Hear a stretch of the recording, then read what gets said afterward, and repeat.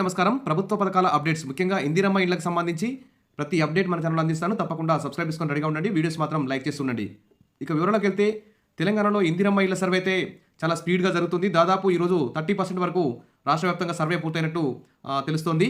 మరి చాలామంది మాకు సొంత జాగా లేదు, మరి ఈసారి ఇల్లు ఇస్తారా అని చెప్పేసి డౌట్ అయితే అడుగుతున్నారు. ఈ ఫస్ట్ ఫేజ్లో మాత్రం సొంత స్థలం ఉన్న వారికి మాత్రమే ఇందిరమ్మ ఇల్లు మంజూరు చేస్తారని చెప్పేసి ప్రభుత్వం అయితే ప్రకటించింది. కొంతమంది మాకు రేషన్ కార్డు లేదు, ఇందిరమ్మ ఇళ్ళకి మాకు అర్హత ఉంటుందా అని అడుగుతున్నారు.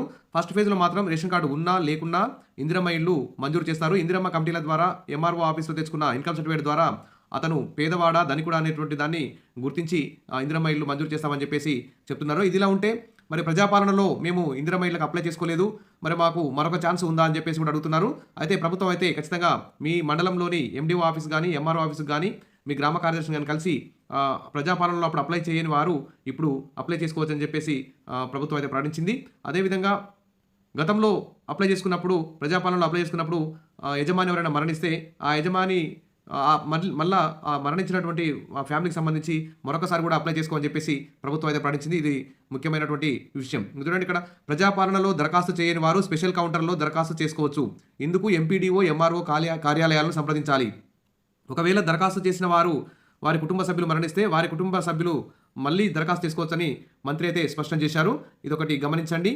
ఇంకా విషయం చూస్తే దాదాపు రంగారెడ్డి జిల్లా, హన్మకొండ జిల్లాకు సంబంధించి ఇందిరమ్మ ఇళ్ళ డౌట్స్కి సంబంధించి టోల్ ఫ్రీ నెంబర్లు అయితే విడుదల చేశారు. ఇప్పుడు నల్గొండ జిల్లాకు సంబంధించి కూడా కలెక్టర్ గారు అయితే టోల్ ఫ్రీ నెంబర్ అయితే విడుదల చేయడం జరిగింది.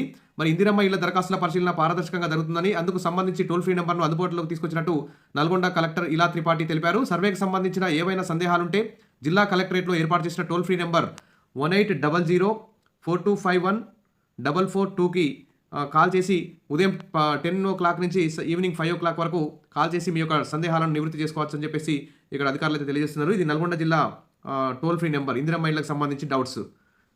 గత వీడియోలో హన్మకొండ